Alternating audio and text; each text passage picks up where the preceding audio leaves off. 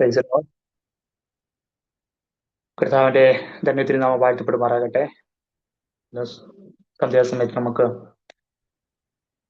തിമോഥെയോസിന് എഴുതിയ രണ്ടാമത്തെ ലേഖനം അതിന്റെ പഠനം കണ്ടിന്യൂ ചെയ്യുവാൻ ഒരവസരം കൂടെ ദൈവം നമുക്ക് ദാനമായി തന്നുള്ളൂ. സ്തോത്രവചനം പഠിക്കുന്നത്, അതിനെ ശോധന ചെയ്യുന്നത്, അത് വായിക്കുന്നവരും കേൾക്കുന്നവരും എല്ലാവരും ഭാഗ്യമുള്ളവരും അനുഗ്രഹിക്കപ്പെട്ടവരാണ്. ദൈവം അത് ശോധന ചെയ്യുവാനും അത് ജീവനായി നമുക്ക് മാറത്തക്കവണ്ണമുള്ള അതിന്റെ സോഴ്സുകളെ പരിശോധിക്കുവാനും കർത്താവ് സഹായിക്കുന്നുവല്ലോ. സ്തോത്രം.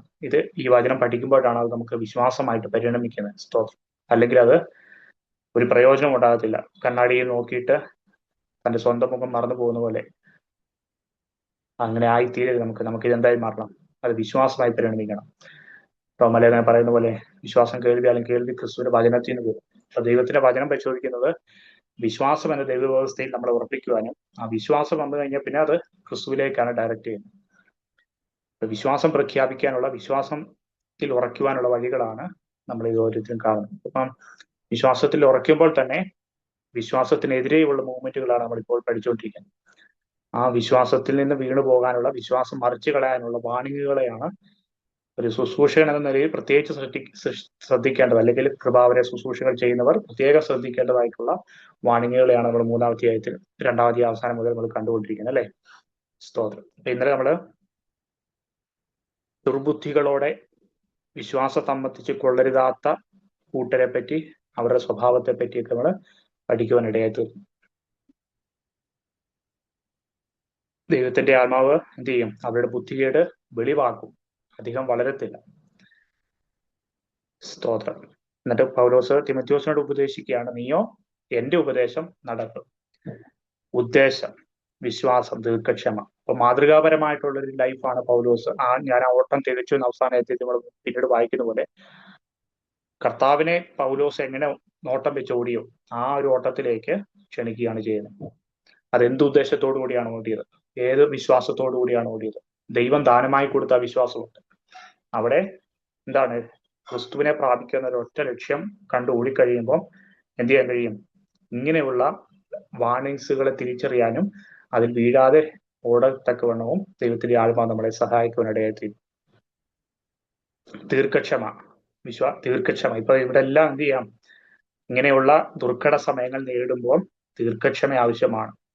അങ്ങനെയുള്ള ആൾക്കാരെ ശുശ്രൂഷിക്കുമ്പോൾ, അങ്ങനെയുള്ള സാഹചര്യങ്ങളിലേക്ക് അട്രാക്ട് ചെയ്ത് പോകുന്നവരെ ശുശ്രൂഷിച്ച് മടക്കിക്കൊണ്ട് വരുമ്പോൾ, അല്ലെ, അതിൽ നമ്മിൽ തന്നെ ഒരു കൺട്രോൾ ഉണ്ടാകത്തക്കവണ്ണം, അവരെ ദീർഘക്ഷമയോടെ കൈക്കൊള്ളത്തക്കവണ്ണം എന്ത് ചെയ്യാണ്? നമുക്ക് ധാരാളം ദീർഘക്ഷമ ആവശ്യമാണ്. അപ്പൊ ഇവിടെയൊക്കെ മാനുഷികമായി നമ്മൾ പൊട്ടിത്തെറിക്കാതിരിക്കത്തക്കവണ്ണം ദൈവത്തിന്റെ സ്നേഹവും ദൈവത്തിന്റെ ദീർഘക്ഷമയും സഹിഷ്ണുതയും വളരെ ആവശ്യമാണ്. കാരണം ഈ ദുർഘട സമയങ്ങളിൽ പിടിച്ചു നിൽക്കുക, സത്യത്തിനു വേണ്ടി നിൽക്കുക. കോംപ്രമൈസ് ചെയ്യാൻ ഈസിയാണ്, പക്ഷേ സത്യത്തിനോട് കോംപ്രമൈസ് ചെയ്യാതെ അതിൽ ഉറച്ചു നിൽക്കുന്നത്, പത്യോപദേശത്തോട് ചേർന്ന് നിൽക്കണമെങ്കിൽ ദൈവം നമുക്ക് തരുന്ന സഹിഷ്ണുത ആവശ്യമാണ്. സ്തോത്രം. എന്നിവയും അന്ത്യോക്യയിലും ഇനി പൗലോസ് തന്റെ കഷ്ടങ്ങളെ കുറിച്ച് വിവരിക്കുകയാണ്. ഇതെല്ലാം ഈ അന്ത്യോക്യയിലും ഇക്കോന്യയിലും ലുസ്ത്രയിലും പൗലോസിന് സംഭവിച്ച കഷ്ടങ്ങളെല്ലാം എന്തിനു പേരിലാണ്? ഈ പത്യോപദേശത്തെ എംബ്രേസ് ചെയ്തുകൊണ്ട് മാത്രമാണ്. അവിടെ എല്ലാം പൗലോസ് കോംപ്രമൈസ് ചെയ്തിരുന്നെങ്കിൽ, യഹൂദന്മാരുമായിട്ടോ അല്ലെങ്കിൽ ജാതികളുടെ കൺസെപ്റ്റുകളുമായിട്ടോ കോംപ്രമൈസ് ചെയ്തിരുന്നെങ്കിൽ മാനുഷികമായിട്ട് പൗലോസിന് കംഫർട്ട് അനുഭവിക്കാമായിരുന്നു. അവരുടെ ഇടയിൽ മനുഷ്യന്റെ ബഹുമാനം വാങ്ങാമായിരുന്നു. പക്ഷെ മനുഷ്യന്റെ ബഹുമാനം അന്വേഷിക്കാതെ ദൈവത്തിന്റെ മഹത്വം മാത്രം അന്വേഷിച്ച് പത്യോപദേശത്തോട് അണുവിട മാറാതെ വണ്ണം ഉറച്ചു നിന്നതുകൊണ്ട് എന്ത് ചെയ്യാൻ പറ്റി? കർത്താവിന്റെ സഹിഷ്ണുതയിലും കർത്താവിന്റെ ദീർഘക്ഷമയിലും അതേസമയം ദൈവജനത്തെ ചേർത്ത് നിർത്താൻ സ്നേഹത്തിൽ നിൽക്കാൻ പറ്റി. അപ്പം ഇതിനു വേണ്ടി നിന്നത് മുതൽ പല സ്ഥലങ്ങളിൽ അനുഭവിച്ച കഷ്ടതകൾ, അത് അപ്പോസ്തല പ്രവൃത്തി നമുക്ക് വായിക്കാൻ കഴിയും. ഇക്കോന്യയിലും ലുസ്ത്രയിലും അന്ത്യോക്യയിലും ഇവിടെ എല്ലാം എന്തെല്ലാം ഉപദ്രവം സഹിച്ചു. എന്നിട്ട് എന്ത് ചെയ്തു? അവിടെ എല്ലാം കർത്താവ് എന്നെ വിടുവിച്ചു. അപ്പം അതാണ് നമ്മുടെ ആശ്വാസം. ദൈവത്തിന്റെ കൃപയ്ക്ക്, ദൈവത്തിന്റെ ശക്തിക്ക് ഇവിടെ നിന്നെല്ലാം നമ്മളെ രക്ഷിക്കാൻ കഴിയും. ഒരേ സമയം ആ സഹിഷ്ണുതയും കർത്താവ് തരുന്നുണ്ട്, അതേസമയം അത് നമ്മളെ തകർത്ത് കളയാതെ വേണം. ദൈവത്തിന്റെ പർപ്പസ്, ദൈവത്തിന്റെ ആ ഒരു വില്ല് പൂർത്തിയാകുന്നവരെ നമ്മൾ ഇല്ലായ്മ ചെയ്യാതെ വേണം എന്ത് ചെയ്യും? കർത്താവ് അവിടെ നിന്ന് വിടുവിക്കുകയും ചെയ്യുന്നുണ്ട്. ഇങ്ങനെയുള്ള അവസ്ഥകളിലെല്ലാം കർത്താവ് നീക്കുപോക്കും ദൈവം ഒഴുക്കി വിടുന്നുണ്ട്. അപ്പൊ അതേസമയം എന്ത് ചെയ്യുന്നുണ്ട്? നമ്മളിലുള്ള സഹിഷ്ണുതയെ ദൈവം വർദ്ധിപ്പിക്കുന്നുമുണ്ട്. അപ്പൊ ദൈവം എന്ത് ചെയ്യണം? നമുക്ക് ചിലപ്പം നമ്മൾ എക്സ്പെക്ട് ചെയ്യുന്ന ഒരു ഡെലിവറൻസ് നമുക്ക് ലഭിച്ചെന്ന് വരത്തില്ല. കർത്താവ് എന്ത് ചെയ്യും? നമ്മുടെ അകത്ത് സഹിഷ്ണുതയെ വർദ്ധിക്കും. ഇങ്ങനെയുള്ള സാഹചര്യങ്ങളുടെ നടുവിൽ, ഇങ്ങനെയുള്ള വ്യക്തികളുടെ നടുവിൽ നമ്മളെ നിർത്തിയിട്ട് എന്ത് ചെയ്തു? നമ്മുടെ അകത്ത് അങ്ങനെയുള്ള വ്യക്തികൾ ഉണ്ടെങ്കിൽ നമ്മുടെ അകത്ത് ദീർഘക്ഷമയ്ക്കും സഹിഷ്ണുതയ്ക്കും വാതിലുകളുള്ളൂ. അവിടെ നമ്മുടെ അകത്ത് ക്രിസ്തുവിന്റെ കൃപയാൽ ഉറച്ചു നിൽക്കുന്നതുകൊണ്ട്, വിശ്വാസ ലക്ഷ്യം ചൂടുന്നത് കൊണ്ട് എന്ത് ചെയ്യാം? ഈ സഹിഷ്ണുതയിലും സ്നേഹത്തിലും നമുക്ക് വളർച്ച പ്രാപിക്കും. എന്നാൽ കർത്താവ് എന്ത് ചെയ്യും? എപ്പോൾ ദൈവത്തിന് ഇഷ്ടപ്രകാരമുള്ള വിടുതൽ തരേണ്ടത് എന്ത് ചെയ്യും? തക്ക സമയത്ത്. പൗലോസിന്റെ ഹിസ്റ്ററി, ആ 3 മിഷണറിമാരുടെ യാത്രയിലും എന്ത് ചെയ്യുക? ആ ഹിസ്റ്ററിയിൽ നോക്കിക്കഴിയുമ്പോൾ മരണത്തെ മുഖാമുഖമായി കണ്ട അനുഭവങ്ങളിൽ പോലും, ഞങ്ങളുടെ പ്രാണനെ പോകുമോ എന്ന് പോലും ഭയപ്പെട്ടു പോകുന്ന സ്ഥലങ്ങളിൽ പോലും എന്ത് ചെയ്തു? ദൈവം എന്ത് ചെയ്തു? പ്രൊട്ടക്ട് ചെയ്തു. അത് കടലിലുള്ള ആപത്തും കരയിൽ നിന്നുള്ള ആപത്തും മൃഗയുദ്ധം പോലും ചെയ്യേണ്ടി വന്ന അവസ്ഥകളിലെല്ലാം എന്ത് ചെയ്തു? ദൈവം ആ അവസാന നിമിഷങ്ങളിൽ കർത്താവ് എന്ത് ചെയ്തു? നശിച്ചു പോകാതെ എന്ത് ചെയ്യുന്നു? വീണുവെങ്കിലും നശിച്ചു പോകാതെ, അല്ലെ, എന്ത് ചെയ്തു? അവിടെ നല്ല ഉച്ചരിച്ചു കൊണ്ടുവരാൻ ഇടയെത്തിയിരുന്നു. അപ്പൊ അതാണ് നമ്മുടെ പ്രത്യാശയ സ്വസ്ഥത എന്ന് പറയുന്നത്. കർത്താവിന്റെ ഹിതം നിറവേറ്റുന്നത് വരെ എന്ത് ചെയ്യത്തില്ല? നമ്മൾ ഒരിക്കലും ആ ശുശ്രൂഷയിൽ നിന്ന് പിന്മാറിപ്പോകുവാൻ ദൈവം അനുവദിക്കത്തില്ല. അപ്പം ഒറ്റയ്ക്കാണെങ്കിലും 1000 പേര് എതിർത്ത് നിന്ന് പറഞ്ഞാലും, ഒറ്റയ്ക്കാണെങ്കിലും പത്യോപദേശത്തിന് വേണ്ടി തിമോഥെയോസേ നീ നിൽക്കുക. കർത്താവാണ് ഇവിടെ നിന്ന് നമുക്ക് വിടുതൽ തരുന്നത്. ഒരുപക്ഷെങ്കിൽ കുറുക്കുവഴികൾ മനുഷ്യന്റെ ഉള്ളിൽ തോന്നിയേക്കാം, രക്ഷപ്പെടാനുള്ള കുറുക്കുവഴികൾ മനുഷ്യ ബുദ്ധി തോന്നിയേക്കാം. പക്ഷെങ്കിൽ അവിടെ ചൂസ് ചെയ്യേണ്ടത് സഹിഷ്ണുതയാണ്, ആ കുറുക്കുവഴികളല്ല. നമുക്കും അറിയാം, കഷ്ടതകൾ വരുമ്പോൾ, എക്സ്റ്റേണൽ പെർസിക്യൂഷൻ വരുമ്പോൾ, ഒറ്റപ്പെടലുകൾ വരുമ്പോൾ, കോംപ്രമൈസിന്റെ കുറുക്കുവഴികൾ 100 വഴികൾ മുന്നിലുണ്ടാവും. പക്ഷെ സത്യത്തിന്റെ വഴി ഒന്ന് മാത്രമാണ്. അവിടെ നമുക്ക് സഹിഷ്ണുത പ്രാപിക്കത്തക്ക വേണം കഷ്ടം അനുഭവിക്കേണ്ടതായിട്ടുള്ള സിറ്റുവേഷൻസ് ഉണ്ടാവും.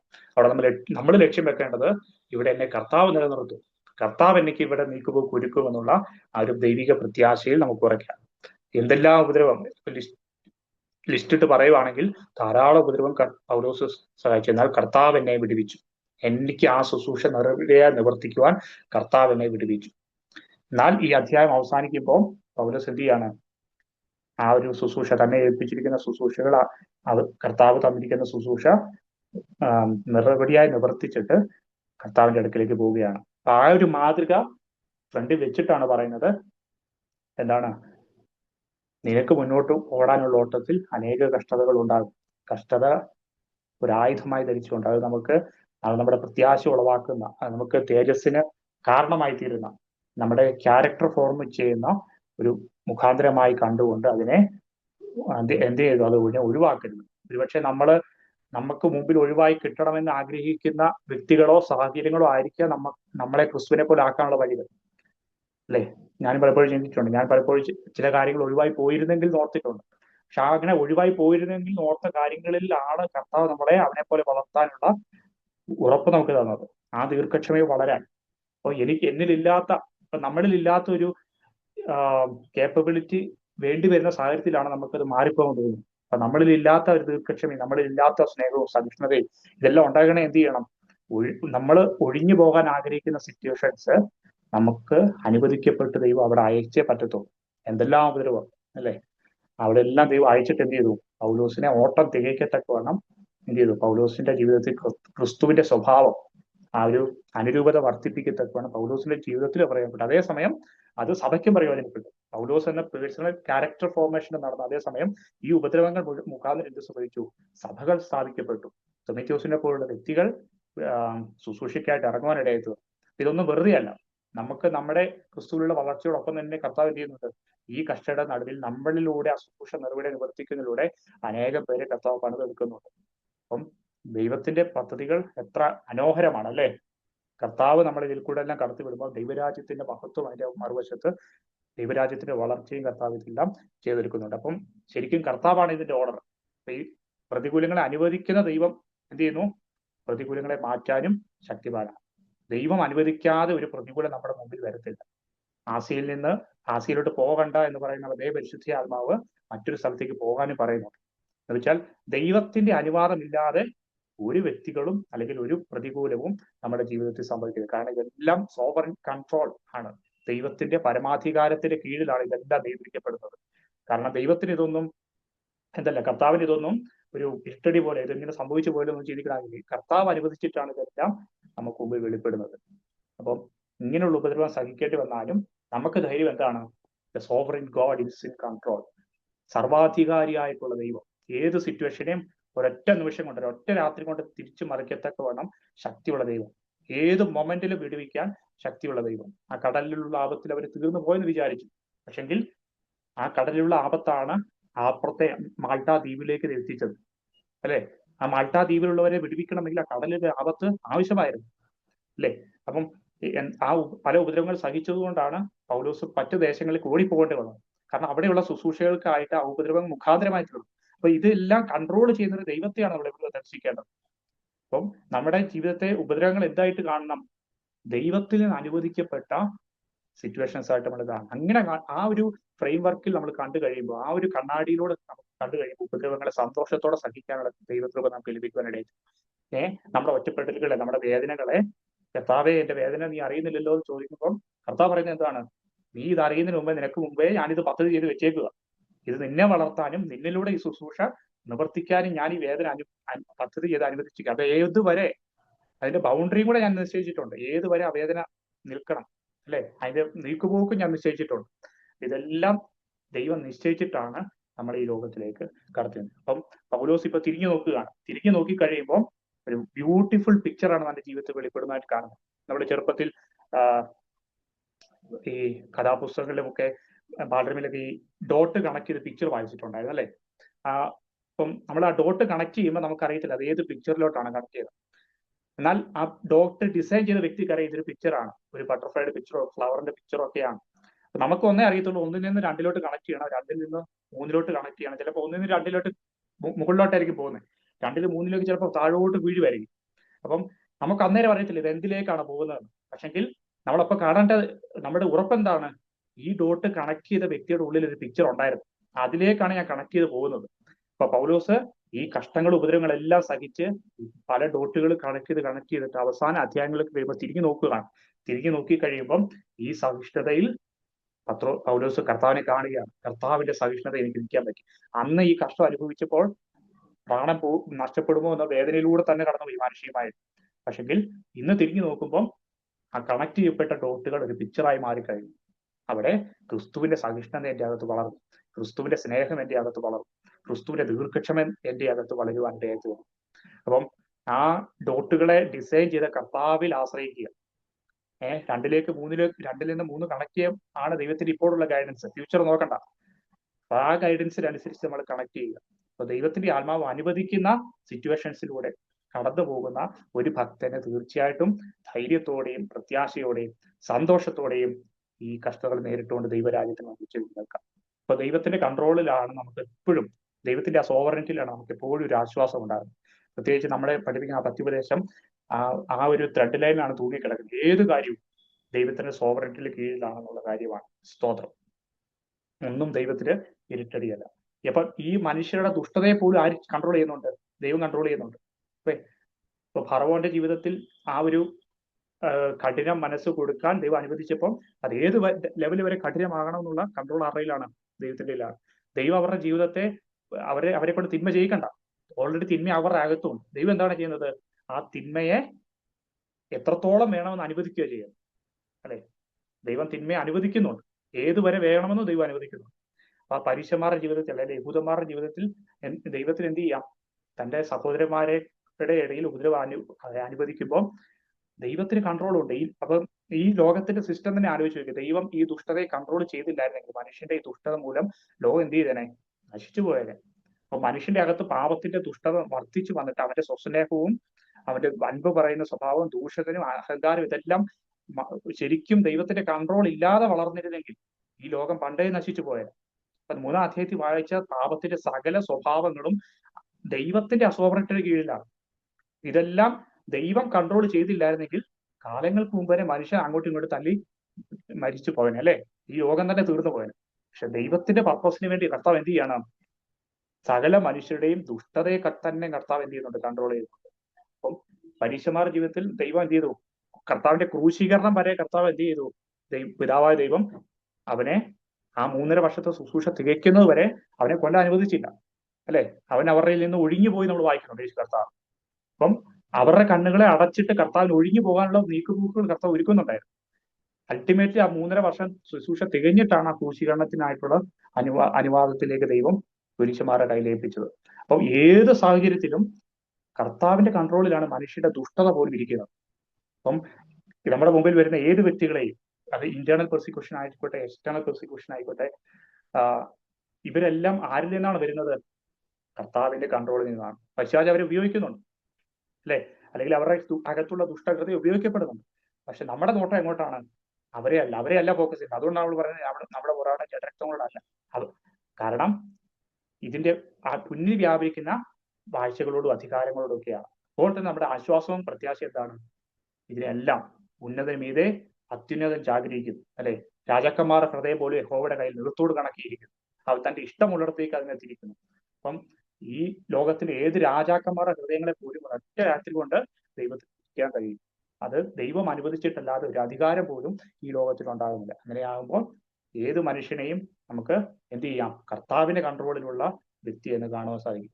അപ്പം നമ്മുടെ ജീവിതത്തിൽ, ഈ മീറ്റിംഗ് കേട്ടുകൊണ്ടിരിക്കുന്ന നിങ്ങളുടെ ജീവിതത്തിൽ മാനുഷിക ഭയങ്ങൾ അല്ലെങ്കിൽ അങ്ങനെയുള്ള സിറ്റുവേഷൻസ്, സഹിഷ്ണുതയുടെ കാര്യങ്ങളൊക്കെ വെളിപ്പെടുമ്പോൾ കർത്താവിന്റെ കരങ്ങളിലേക്ക് നോക്കണം. അതിനെ കൺട്രോൾ ചെയ്യുന്ന ദൈവത്തിന്റെ കരങ്ങളിലേക്ക്.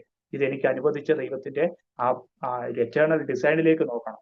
ഇപ്പോൾ എനിക്ക് ഏൽപ്പിച്ചൊരു കാര്യം 2ൽ നിന്ന് 3ലേക്ക്, 3ൽ നിന്ന് 4ലേക്ക് കണക്ട് ചെയ്യുക എന്നുള്ളതാണ്. എന്നെങ്കിൽ അങ്ങനെ കണക്ട് ചെയ്ത് അവസാന അധ്യായങ്ങൾക്ക് വരുമ്പോൾ എനിക്ക് ഞാൻ നല്ല പൊരുതി എന്ന് പറയുന്ന ആ പിക്ചറിലേക്ക്, എന്റെ വിശ്വാസം കാത്തു എന്ന് പറയുന്ന പിക്ചറിലേക്ക് തിരിഞ്ഞു നോക്കിക്കഴിയുമ്പം എനിക്കൊരു നീതിയുടെ കിരീടം, യേശു എനിക്ക് നീതിയുടെ കിരീടം എനിക്ക് ദാനമായി ലഭിച്ചിരിക്കുന്ന പിക്ചറിലേക്ക് നമുക്ക് നോക്കാൻ കഴിയും. ഏതൊരു ഭക്തന്റെയും വിശ്വാസ ജീവിതത്തിന്റെ ഓട്ടം ക്രിസ്താനുരൂപതയുടെ പിക്ചർ ഫോം ചെയ്യുന്നതാണ്. അതിന്റെ ഇടയ്ക്ക് കർത്താവ് അനുവദിച്ചിട്ടുള്ള ഉപദ്രവങ്ങൾ ഉണ്ടായിക്കൊണ്ടേയിരിക്കും. സ്തോത്രം. ആ ഒരു സെന്റൻസൂടെ പരിശുദ്ധാത്മാവ് ഇവിടെ ചേർത്തന സ്തോത്രം. അതിലെല്ലാത്തിൽ നിന്നും കർത്താവിനെ വിളിച്ചു. അതാണ് നമ്മുടെ ആശ്വാസം. കർത്താവിന്റെ കൺട്രോളിലാണ് ഇതെല്ലാം ഇരിക്കുന്നത്. എന്നാൽ ക്രിസ്തുവേശുവിൽ ഭക്തിയോടെ ജീവിപ്പാൻ മനസ്സുള്ളവർക്കെല്ലാം ഉപദ്രവം ഉണ്ടാകും. കാരണം ഇത് വെളിച്ചവും ഇരുട്ടും തമ്മിലുള്ള പോരാട്ടമായതുകൊണ്ട് ഇരുട്ടിന് എന്ത് ചെയ്യാൻ കഴിയത്തില്ല? ഈ വെളിച്ചത്തെ ഉൾക്കൊള്ളാൻ കഴിയത്തില്ല, അല്ലെ? യേശു ക്രിസ്തുവിന്റെ ജീവിതത്തിൽ നിന്നും വന്ന വെളിച്ചത്തെ ഈ ലോകത്തിന് ഉൾക്കൊള്ളാൻ കഴിഞ്ഞില്ല. അവൻ സ്വന്തമായതിലേക്ക് വന്നു, പക്ഷെ അവർക്ക് സ്വന്തം വേദത്തെ ഉൾക്കൊള്ളാൻ കഴിഞ്ഞില്ല. കാരണം അവർക്ക് ഇരുട്ടിൽ ഇരിക്കുന്നതായിരുന്നു അവർക്ക് ഇഷ്ടം, പാപത്തിന്റെ കംഫോർട്ടിൽ ഇരിക്കുന്നതായിരുന്നു അവർക്ക് ഇഷ്ടം. എന്നാൽ എന്ത് ചെയ്തു? ഇപ്പം ഈ ലൈറ്റ്, ഇവിടെ ഇരിക്കുന്ന ലൈറ്റ് എനിക്ക് ഓഫ് ചെയ്യാൻ സ്വിച്ച് അറിയത്തില്ല, എന്ത് ചെയ്യും? ഓഫ് ചെയ്യണമെന്നെങ്കിൽ ഞാനത് എന്ത് ചെയ്യും? കല്ലെറിഞ്ഞ് പൊട്ടിക്കും. എന്ന് വെച്ചുപോലെ കർത്താവിൽ നിന്ന് ഒഴുകി വന്ന ആ സ്നേഹത്തെ, മാനുഷിക സ്നേഹത്തെ എതിർക്കുന്ന ദൈവിക സ്നേഹത്തെ, കർത്താവിൽ നിന്ന് ഒഴുകി വന്ന ദീർഘക്ഷമയെ മനുഷ്യന് ഉൾക്കൊള്ളാൻ കഴിഞ്ഞില്ല. എന്ത് ചെയ്തു? അതുകൊണ്ടാണ് അവനെ, ആ തേജസ്സുള്ള കർത്താവിനെ അവർ ക്രൂശിച്ചെന്ന് പറയുന്നത്. അപ്പം ദൈവസ്നേഹത്തിന്റെ ഉപദേശം, അല്ലെ? ഇന്നലെ നമ്മൾ പഠിച്ചപ്പോൾ പല കാര്യങ്ങളും പണ്ടത് പാപമായിരുന്നതും ഇപ്പോൾ വന്ന് അത് ഏറ്റവും ഗ്ലോറിഫൈഡ് ആയിട്ടുള്ള പാപങ്ങളായിട്ട് ഇന്ന് കൈ നിൽക്കുമ്പോൾ നമ്മൾ എതിരെ സംസാരിക്കുമ്പോൾ എന്ത് ചെയ്യും? തീർച്ചയായിട്ടും ലോകത്തിന് അതിനോട് എതിർപ്പുണ്ടാകും. കാരണം ലോകത്തിന്റെ കംഫോർട്ടിൽ, മനുഷ്യരുടെ കംഫോർട്ടിനനുസരിച്ച് മനുഷ്യൻ പാപത്തിൽ മുതിർന്നു വരുമ്പോൾ അതിനെതിരെ സംസാരിക്കുന്ന, ക്രിസ്തുവിന്റെ സ്നേഹത്തെ പറ്റി സംസാരിക്കുന്ന, പിതാവിൽ നിന്ന് വരുന്ന സ്നേഹത്തെ പറ്റി സംസാരിക്കുന്ന, ഈ ലൗകികമല്ലാത്തതും മേലിൽ നിന്ന് വരുന്നതുമായിട്ടുള്ള ഒരു ക്യാരക്ടറിനെ പറ്റി സംസാരിക്കുമ്പോൾ ഈ ലോകത്തിന് അത് ഉൾക്കൊള്ളാൻ കഴിയില്ല. അപ്പൊ യേശുവിനെ എങ്ങനെ ഉപദ്രവിച്ചോ, അപ്പൊ യേശുവിന്റെ അനുരൂപതയിലേക്ക് വളരുന്നവരെയും തീർച്ചയായിട്ടും ഉപയോഗിക്കുക. അതുകൊണ്ടാണ് കർത്താവ് പറയുന്നത്, ലോകത്തിൽ നിങ്ങൾക്ക് കഷ്ടമുണ്ട്, കാരണം ഞാൻ നിങ്ങളെ ലോകത്തിൽ നിന്ന് തെരഞ്ഞെടുത്തിരിക്കുന്നു, എന്നിട്ട് ഞാൻ നിങ്ങളെ ലോകത്തിലേക്ക് തന്നെ അയക്കണം, എങ്കിലും ധൈര്യപ്പെടുകയും ഞാൻ ലോകത്തെ ജയിച്ചിരിക്കുന്നു. അപ്പൊ ഈ കർഷക നടുവിൽ ജയവീരനായ ക്രിസ്തു നമ്മുടെ കൂടെയുണ്ട്. അപ്പം ഭക്തിയോടെ ഏത് സ്റ്റെപ്പിലും ഭക്തിയോടെ ജീവിപ്പാൻ ആഗ്രഹിക്കുന്ന ഈ വ്യക്തികൾക്ക് കുടുംബം മുതൽ സ്വന്തം സഹോദരന്മാർ മുതൽ ഉപദ്രവങ്ങൾ ഉണ്ടാകും. കാരണം നമ്മളിലുള്ള വെളിച്ചം ഒരുപക്ഷെങ്കിൽ അവർക്ക് ഇടർച്ചയാണ്. നമ്മളിലുള്ള വെളിച്ചം അവർക്ക് ഉൾക്കൊള്ളാൻ കഴിയാത്തതാണ്. ഇരുട്ടിന് ഒരിക്കലും വെളിച്ചം കംഫോർട്ടല്ല. അതുകൊണ്ടാണ് അതെപ്പോഴും വെളിച്ചത്തോട് പോരാടുന്നത്. കാരണം യോഹന്നാന്റെ സുവിശേഷം മറ്റൊരു വാക്യത്തിൽ പറയുന്നുണ്ട്, അവർ ഇരുട്ടിലിരിക്കാനാണ് ഇഷ്ടപ്പെടുന്നത്. അവരുടെ അകത്തുള്ളത് വെളിവാകാതിരിക്കാൻ വേണ്ടി അവർ വെളിച്ചത്തിലേക്ക് വരുന്നതുമില്ല. അതുകൊണ്ട് അവരെപ്പോഴും വെളിച്ചത്തെ ആക്ഷേപിക്കും. തങ്ങളുടെ പ്രവൃത്തികൾ ആക്ഷേപം ഉണ്ടാകാതിരിക്കേണ്ടത് എന്ത് ചെയ്യാണ്? അവർ വെളിച്ചത്തിലേക്ക് വരുന്നില്ല. അപ്പം യഥാർത്ഥ വെളിച്ചമായ പത്തുപദേശത്തിലേക്ക് വന്നു കഴിഞ്ഞാൽ എന്ത് സംഭവിക്കും? മുമ്പേ നമ്മൾ വായിച്ചതുപോലെ ആ പാപം വെളിവാകും, അല്ലെ? ആ ഇരുട്ടിന്റെ അവസ്ഥയിൽ മറഞ്ഞിരിക്കുന്ന അവസ്ഥകളിലുള്ള പാപങ്ങൾ വെളിവാകും. അങ്ങനെ വെളിവാകുന്നത് ഇരുട്ടിലുള്ളവർക്ക് ഇഷ്ടപ്പെടത്തില്ല. അതുകൊണ്ട് തന്നെ ഇരുട്ടിലുള്ളവർക്ക് തങ്ങളുടെ പ്രവൃത്തികൾക്ക് ആക്ഷേപം ഉണ്ടാകാതിരിക്കേണ്ടത് എന്ത് ചെയ്യുന്നില്ല? അവര് വെളിച്ചത്തിലേക്ക് വരുന്നില്ല. എന്നാൽ വെളിച്ചത്തിലേക്ക് വന്ന വ്യക്തികൾക്കോ അവർക്ക് എന്ത് ചെയ്യും? ഇരുട്ടിലുള്ളവർ ഉപദ്രവം അയച്ചുകൊണ്ടേയിരിക്കും. നമുക്കറിയാം, പൗലോസ് യഹൂദന്മാരുടെ ഇടയിൽ നിന്നും ഈ ജാതികളുടെ ഇടയിലേക്ക് സുവിശേഷം അറിയിക്കാൻ പോയിട്ട് എന്ത് ചെയ്തു? യഹൂദന്മാർ പുറകെ ജാതികളുടെ കൂട്ടത്തിലേക്ക് വന്നു. എന്നിട്ട് അവിടെ കുത്തിത്തിരിപ്പ് ഉണ്ടാക്കാൻ തുടങ്ങി. ജാതികളെ കൊണ്ട് തന്നെ അവർക്ക് ഉപദ്രവം ഉണ്ടാക്കത്തക്കവണ്ണം എന്ത് ചെയ്തു, അങ്ങനെ സിറ്റുവേഷൻസ് ഉണ്ടാക്കുകയായിരുന്നു. കാരണം വെളിച്ചത്തെ ഇരുളിനെ സ്നേഹിക്കാൻ കഴിയത്തില്ല. കാരണം രണ്ട് വഴിയാണ്, രണ്ട് നടപ്പാണ്. ഇരുട്ടിന്റെ അകത്തുള്ള സ്നേഹമല്ല വെളിച്ചം പ്രൊവൈഡ് ചെയ്യുന്ന സ്നേഹം. ഇരുട്ടിന്റെ അകത്തുള്ള സ്നേഹം മനുഷ്യന്റെ സാമ്രാജ്യത്തെ പണിയുന്നതാണ്, മനുഷ്യന്റെ കംഫോർട്ടിനകത്തുള്ളതാണ്. എന്നാൽ യഥാർത്ഥ വെളിച്ചത്തിലുള്ള ദൈവസ്നേഹം എന്താണ്? 1 വായിക്കുന്ന പോലെ ശരിക്കും മരണത്തെ തന്നെ, അല്ലെ, സ്വന്തം ജീവനെ തന്നെ അടിയവർ വെക്കുന്ന തരത്തിലുള്ള സ്നേഹമാണ്. അപ്പം ഇത് രണ്ടും രണ്ട് വഴിയായതുകൊണ്ട് തീർച്ചയായിട്ടും ഭക്തിയോടെ ജീവിക്കുന്നവർക്ക് എന്നും ഉപദ്രവം ഉണ്ടാകും. അപ്പം കഷ്ടങ്ങളില്ല, ഉപദ്രവങ്ങളില്ല എന്ന് കേൾക്കുന്ന ഉപദേശങ്ങളെല്ലാം വ്യർത്ഥമാണ്. യഥാർത്ഥ ഭക്തിയോടെ, ഭക്തിയുപദേശത്തിൽ പഠിപ്പിക്കുന്ന സ്നേഹത്തിലേക്ക് വളരെ ആഗ്രഹിക്കുന്നവർക്ക് ഈ ലോകത്തിന്റെ ഉപദ്രവം ഉണ്ടായിരിക്കും. അതുകൊണ്ടാണ് നീതി നിമിത്തം ഉപദ്രവിക്കപ്പെടുന്നവർ ഭാഗ്യവാന്മാർ. കാരണം യേശുവിന്റെ നീതിയുടെ വഴി അത് ഉപദ്രവം അട്രാക്ട് ചെയ്യും, അത് ആ ഉപദ്രവത്തെ അട്രാക്ട് ചെയ്യുന്നതാണ്.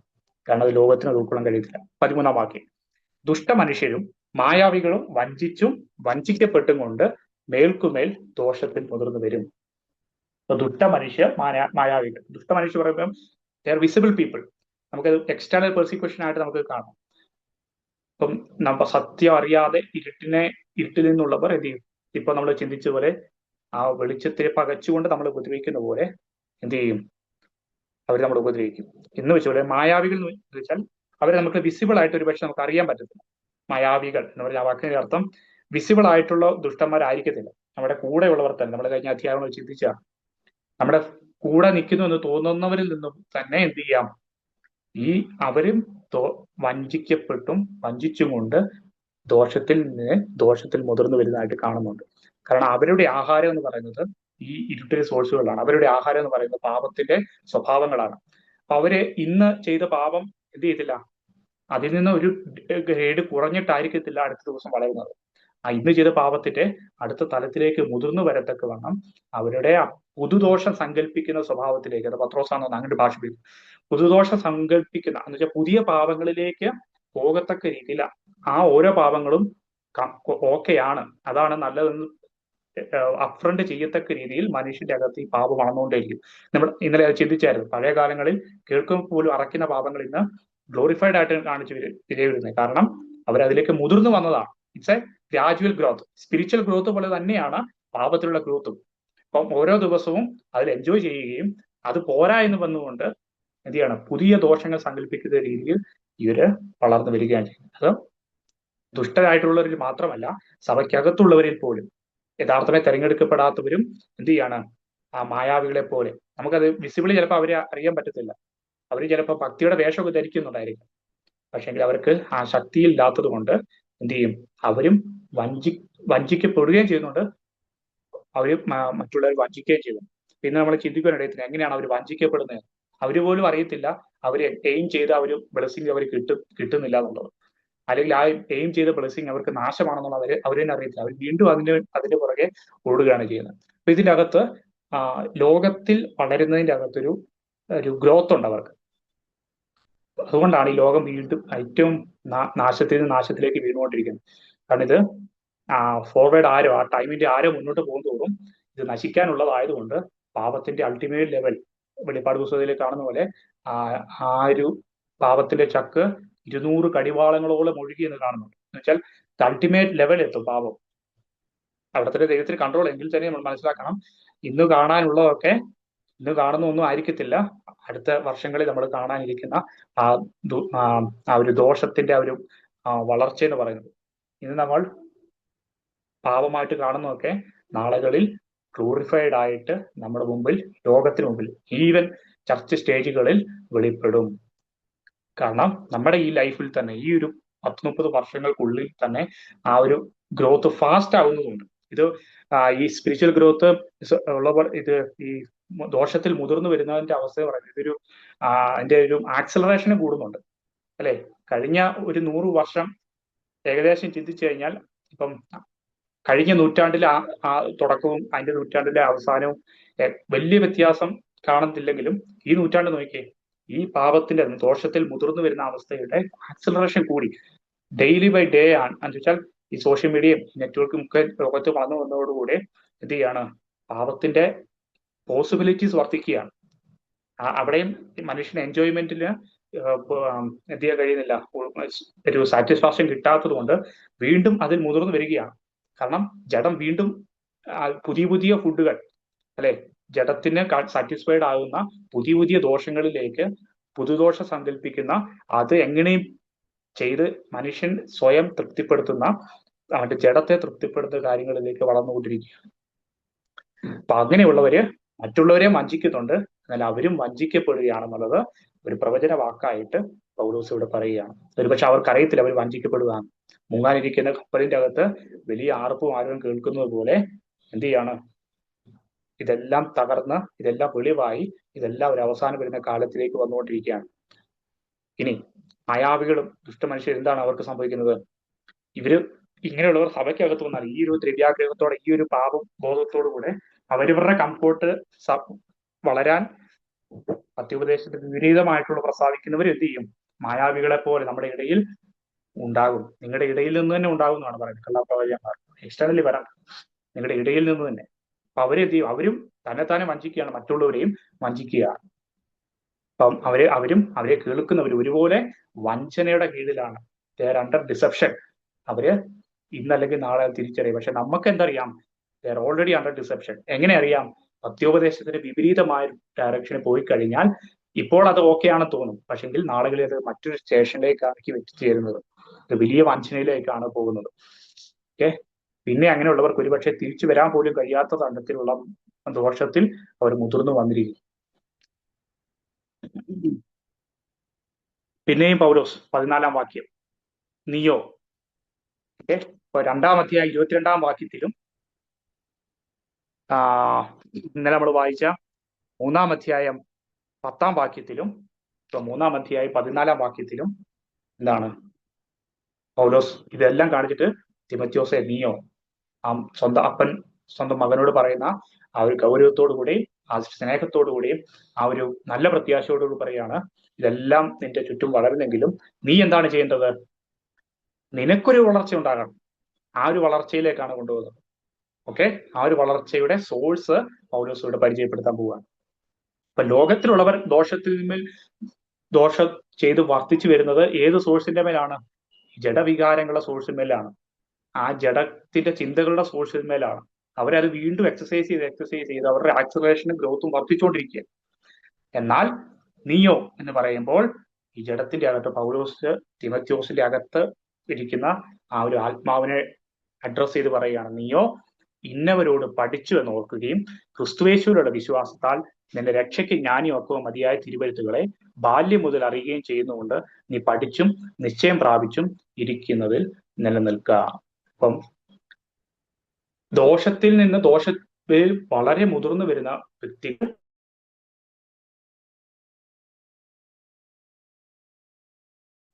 നമ്മുടെ വളർച്ചയുടെ ഓട്ടത്തിന്റെ സോഴ്സ് എന്താണ്? ദ വെരി സോഴ്സ് എന്താണ്? ദൈവത്തിന്റെ തിരുവെഴുത്തുകൾ, ദൈവത്തിന്റെ വചനം. ഓക്കെ, കാരണം ഈ അകത്തെ മനുഷ്യൻ എവിടെ നിന്നാണ് ജനിച്ചത്? ദൈവത്തിന്റെ വചനത്താലാണ് ജനിച്ചത്, അല്ലെ? 1 പത്രോസ് 1-ാം അധ്യായം അതിന്റെ 23-ാമത്തെ വാക്യം ഞാൻ ചേർന്ന് വായിക്കാൻ ആഗ്രഹിക്കാം.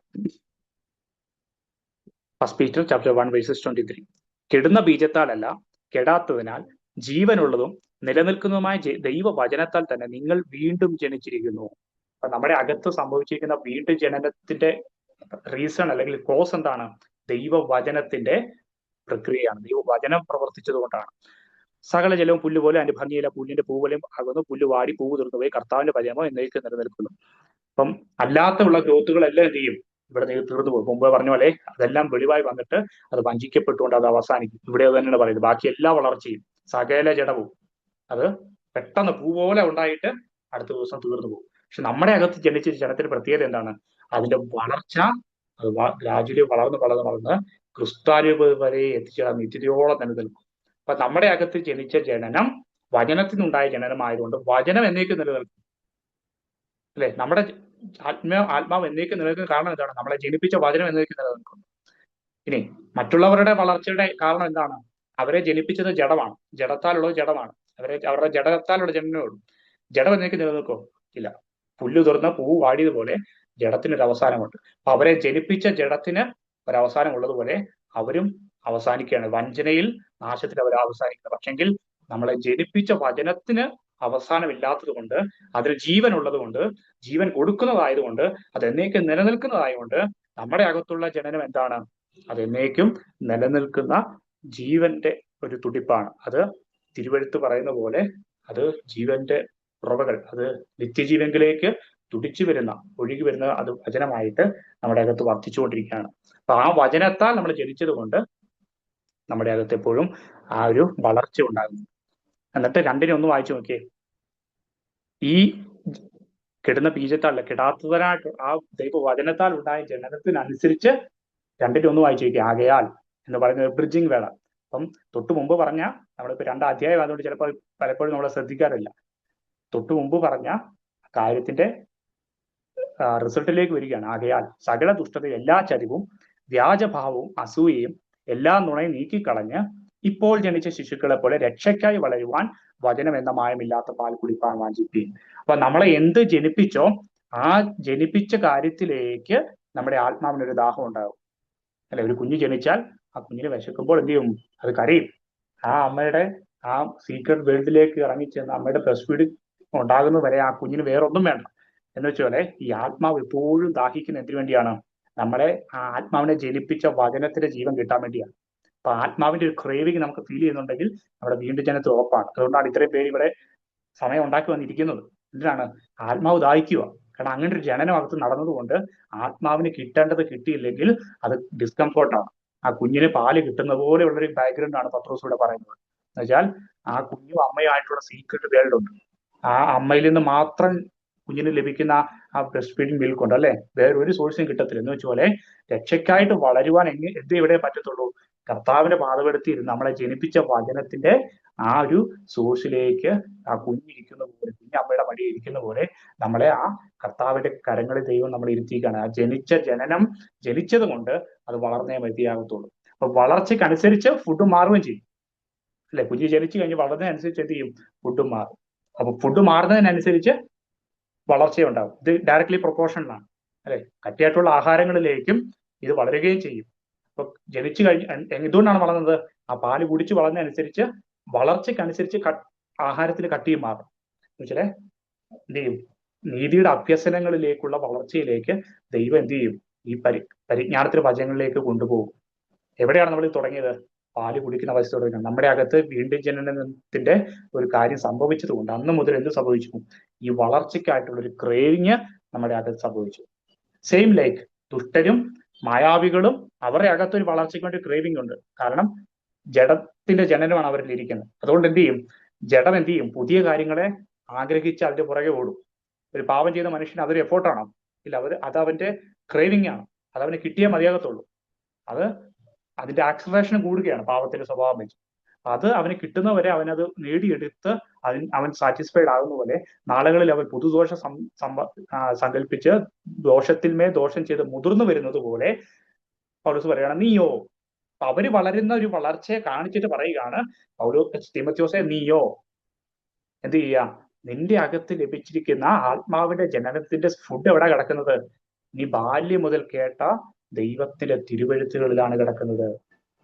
അല്ലെ, അപ്പൊ അവർക്ക് ലഭിച്ച ജഡത്തിലുള്ള ജനനത്തിൽ അവർ ദോഷം ചെയ്ത് വളരുന്നത് പോലെ നീയോ തിമോഥെയോസേ, നീ ഇന്നവരോട് പഠിച്ചു എന്ന് ഓർക്കുകയും അവര് വളർന്നതുപോലെ, അല്ലെങ്കിൽ ഞാൻ വളർന്നത് കാണുന്നത് പോലെ എന്ത് ചെയ്യാണ്? ഈ ബാല്യം മുതൽ പഠിച്ചു വരുന്ന തിരുവെഴുത്തുകളിലേക്ക് നിന്റെ ഫോക്കസ് മാറ്റി. കാരണം ഒരു കുഞ്ഞിനോട് അമ്മയുടെ മുലപ്പാല് കുടിക്കാൻ ഒരു ഡയറക്ഷൻ കൊടുക്കുന്ന പോലെ നമുക്കുള്ള അകത്തെ മനുഷ്യനുള്ള ആത്മാവിന്റെ ഫുഡിലേക്ക് ഒരു ഡയറക്ഷൻ കൊടുക്കുകയാണ്. ഇത് ഫുഡ് കിട്ടിയില്ലെങ്കിൽ എന്ത് ചെയ്യും? ആ വളർച്ച മുൻപിച്ച് അകത്തെ മനുഷ്യന് ബലമില്ലാതെ പോകും. അകത്തെ മനുഷ്യനെ ബലപ്പെടുത്തണമെങ്കിൽ എന്ത് ചെയ്യണം? Feed more. നമ്മൾ എന്തിനെ കൂടുതൽ ഫീഡ് ചെയ്യുന്നോ അത് കൂടുതൽ ആക്റ്റീവ് ആവും. ഇപ്പം ജഡത്തിലുള്ള വളർച്ചയിൽ നമ്മൾ കൂടുതൽ ഫീഡ് എന്ത് ചെയ്യും?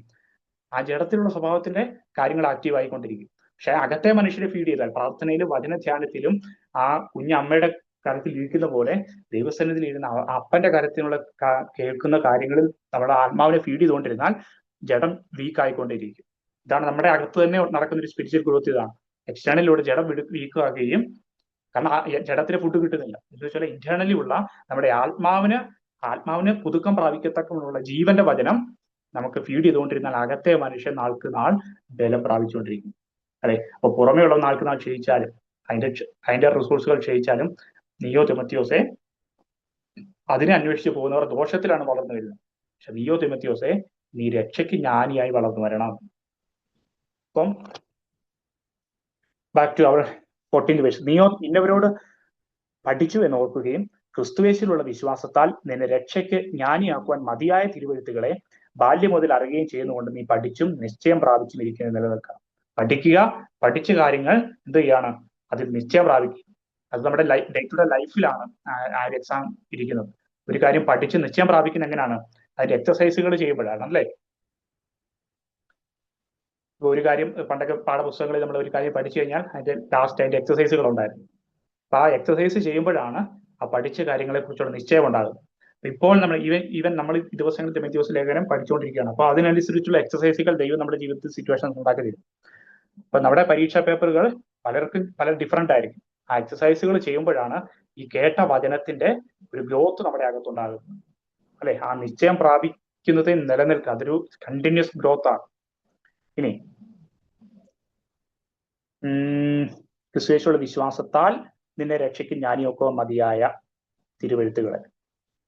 അപ്പൊ ആ തിരുവെഴുത്തുകൾ എന്താണ് ചെയ്തത്? ക്രിസ്തുയേശുവിലുള്ള വിശ്വാസത്തിലേക്ക് നയിച്ചു. റോമർ 10:17 ചേർത്ത് വായിക്കുന്ന പോലെ ആ വചനം കേൾവി, വിശ്വാസം കേൾവി, കേൾവി ക്രിസ്തുവിന്റെ വചനത്താൽ വരുന്നു. അപ്പൊ തിരുവെഴുത്ത് എന്താണ് ഉണ്ടാക്കിയെടുത്തത്? ഈ ജീവൻ ഉണ്ടാക്കിയെടുത്തത് എന്താണ്? ക്രിസ്തുയേശുവിൽ വിശ്വസിക്കാനുള്ള ആ ഒരു മീൻസ് ആണ് ഉണ്ടാക്കിയെടുത്തത്. ഇനി അത് ബാല്യം മുതൽ അറിയുകയും ചെയ്യുന്നതുകൊണ്ട് ഇവിടെ ശ്രദ്ധിക്കേണ്ട ഒരു കാര്യം, ഒരുപക്ഷെ തിമോഥെയോസിന്റെ ബാല്യം മുതൽ എന്ത് ചെയ്യാം, ഇപ്പൊ നമ്മുടെ കയ്യിലുള്ള ന്യൂ ടെസ്റ്റ്മെന്റ് ബുക്കുകളൊന്നും ഇല്ല. പക്ഷെ അന്നും എന്ത് ചെയ്യാം? ക്രിസ്തുവിലേക്ക് ഡയറക്റ്റ് ചെയ്യുന്ന തിരുവെഴുത്തുകൾ, പഴയ നിയമ തിരുവെഴുത്തുകളിൽ ക്രിസ്തുവിലെ വാഗ്ദത്തം ചെയ്യുന്ന, ക്രിസ്തുവിലേക്ക് ഡയറക്റ്റ് ചെയ്യുന്ന വാക്കുകൾ അവിടെയൊക്കെ ഉണ്ടായിരുന്നു. അതിന്റെ വാക്യങ്ങൾ വേണത് ചൂണ്ടിക്കാണിച്ചു പോകും. ലൂക്കോസിന്റെ സുവിശേഷം അതിന്റെ ലൂക്കോസ് ചാപ്റ്റർ 24 വേഴ്സസ് 44, ലൂക്കോസ് 24:44. പിന്നെ അവൻ അവരോട്, ഇതാകുന്നു നിങ്ങളോട് കൂടി ഇരിക്കുമ്പോൾ ഞാൻ പറഞ്ഞ വചനം. എന്ത് വചനമായിരുന്നത്? അന്ന് ഈ ലേഖനങ്ങളൊന്നും എഴുതിയിട്ടില്ല. ശിഷ്യന്മാരോട് പറയുകയാണ്, മോശയുടെ ന്യായപ്രമാണത്തിലും പ്രവാചക പുസ്തകങ്ങളിലും സങ്കീർത്തനങ്ങളിലും എന്നെക്കുറിച്ച് എഴുതിയിരിക്കുന്നൊക്കെ നിവൃത്തിയാകണം എന്നുള്ളത് എന്ന് പറഞ്ഞു. അപ്പം മോശയുടെ ന്യായപ്രമാണ പുസ്തകവും പ്രവാചക പുസ്തകവും സങ്കീർത്തനങ്ങളുമാണ് തിമോഥെയോസിന്റെ ബാല്യകാലത്ത് തന്റെ കയ്യിലുള്ളത്. പക്ഷെ അതെല്ലാം എന്താണ് പറയുന്നത്? എന്നെക്കുറിച്ച് ക്രിസ്തുവേശുവിലുള്ള രക്ഷയ്ക്ക് ജ്ഞാനിയാക്കുന്ന കാര്യങ്ങൾ അതിൻ്റെ അകത്ത് എഴുതിയിരിക്കുക. ഇന്ന് നമ്മൾ പഴയ നിയമം വായിക്കുമ്പോൾ ക്രിസ്തുവിനെ അല്ല നമ്മൾ അതിൻ്റെ അകത്ത് കണ്ടെത്തുന്നതെങ്കിൽ യഥാർത്ഥ ധ്യാനമല്ലത്. The ultimate aim is Christ. പഴയ നിയമം വായിച്ചാലും സങ്കീർത്തനം വായിച്ചാലും പ്രവാചക പുസ്തകം വായിച്ചാലും അവിടെ എന്നെ അനുഗ്രഹിക്കുന്ന ദൈവത്തെക്കാൾ ഉപരി, അല്ലെ, എന്താണ് യഥാർത്ഥ അനുഗ്രഹം? ക്രിസ്തുവാണ് അനുഗ്രഹം, അല്ലെ? ആ ക്രിസ്തുവിനെ കണ്ടെത്താൻ കഴിയുന്നതാണ്. അതിന്റെ പുതിയ നിയമത്തിന്റെ ലൈറ്റ് ഉപയോഗിച്ച് പഴയ നിയമ പുസ്തകങ്ങളിലേക്ക് അടിച്ചു കഴിയുമ്പോഴാണ് കുറച്ചുകൂടെ ഗ്രാഹ്യം കിട്ടും. എന്നാൽ അന്ന് എല്ലാ പുതിയ നിയമ പുസ്തകങ്ങളും എഴുതിയിട്ടില്ല. ആ തിമോഥെയോസ് ബാല്യം മുതൽ പഠിച്ചു വന്ന കാര്യങ്ങളിൽ എന്താണ് അവനെ കിട്ടിയത്? ക്രിസ്തുയേശുവിനെ വിശ്വസിക്കാൻ തോന്നും. നോക്കിയേ, ഇന്നത്തെ ആൾക്കാർ പഴയ നിയമം വായിക്കുമ്പം അവരവരുടെ ഗ്രോത്തിനുള്ള കാര്യങ്ങളൊക്കെയാണ് അവർക്ക് കിട്ടുന്നത്. പക്ഷെ തിമോഥെയോസ് ബാല്യം മുതൽ വചനം പഠിച്ചപ്പോൾ, യഥാർത്ഥ ഭക്തൻ ബാല്യം മുതൽ വചനം പഠിച്ചപ്പോൾ അവന്റെ കയ്യിലുണ്ടായിരുന്ന പ്രവാചക പുസ്തകങ്ങളും ന്യായപ്രമാണ പുസ്തകങ്ങളും സങ്കീർത്തനങ്ങളൊക്കെയാണ്. പക്ഷെ അവനെന്ത് കിട്ടി? ക്രിസ്തുയേശുവിനെ വിശ്വസിക്കാനുള്ള ആ ഒരു രക്ഷയ്ക്കായിട്ടുള്ള ജ്ഞാനം കിട്ടുവാനിടയായത്. ഓക്കെ,